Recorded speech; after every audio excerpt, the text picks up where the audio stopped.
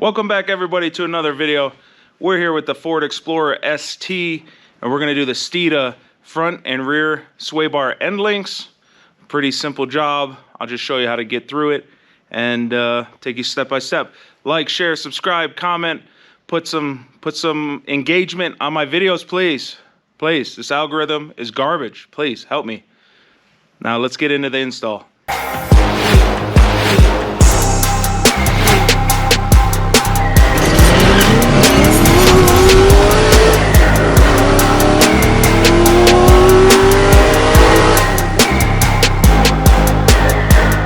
Here's the part number for the rear Swaybar Endlinks, 555-1097. And then it has a KS2309. I don't know what that is right there.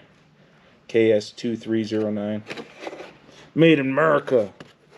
Here's the part number for the front Swaybar Endlinks, 555-1096. Then it has a JN2311.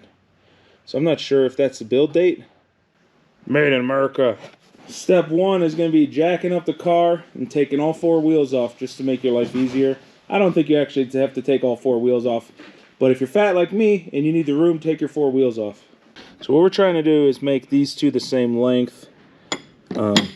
So you're going to have these touching the table, line these up like so, and then we're just going to spin the inside.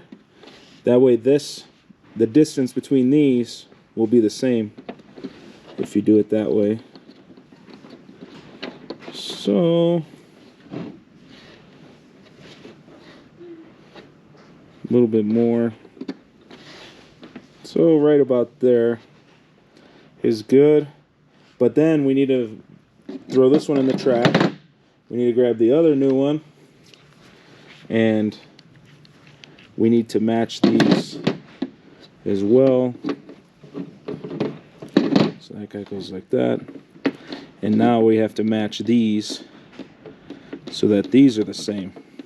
So use a tape measure. You're going to measure from the base of this to the base of this on both sides. If you go to a good alignment shop, they can test your preload after the fact.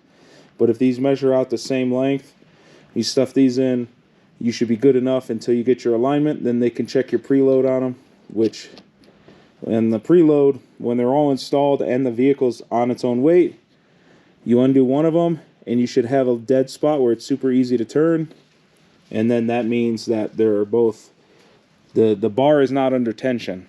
To take the old front Swaybar Endlinks off, you need a T45 in the middle and a 21mm box wrench on the outside. The box wrench is going to go lefty-loosey, and then the torque, the T45 in the middle is going to go righty-loosey. So you're going to spin this to the right, spin the nut to the left.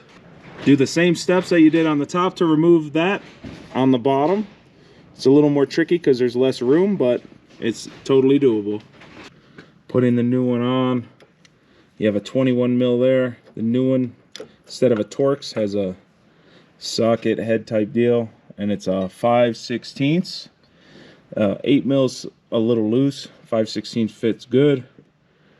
So you're gonna do lefty tighty and righty tighty when you're putting this on. So the nut's gonna be righty tighty. The centerpiece lefty tighty. We're gonna tighten the one side here, and then we're gonna get the distance here set to where this just slides in nice and pretty to match the other side. And then we're going to tighten it down and see how it feels. This should feel loose. And like I said, when you get to the suspension place, they can check the preload once it's on the alignment rack. So you see, I'm going to use my pinky and my thumb. See, it moves. So it moves about to there, touches, about to there, touches. So you want it right in the middle. And then when you get to the shop, they should do the same test with it on the ground. You can do the same test if you want to, you know, put this thing on some kind of blocks or something. You can do it too, but I don't have shit to do that. So figure it out yourself or have the alignment shop do it. You're going to use two 19 millimeters. You're going to hold this shaft still. Don't let that move. Then you're going to tighten down the nuts on the top and the bottom and get those locked into place. The rear Swaybar Endlinks a little different. We have a plastic shite one. You're going to just use two 18 mils and then a T40 Torx bit in the center to hold it so it stops spinning. It's a T40.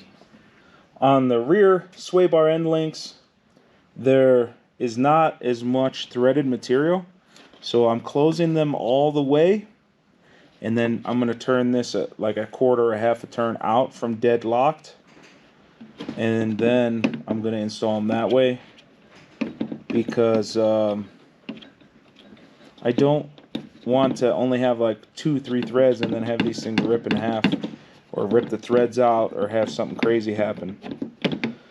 So bottom the two links in as far as they'll go, and then hold these and turn this center shaft so it opens just a little bit.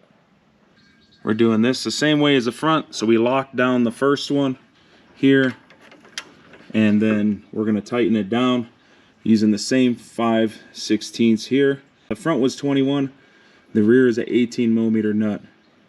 Same thing here. Starts to get tight, starts to get tight. You want it right in the middle, and then you're going to lock these down here.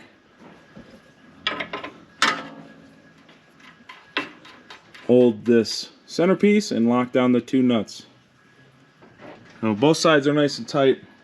Like I said before, just have your alignment guy check the preload on the rack, and you're done with this job. Front ones are on, back ones are on, they're all on.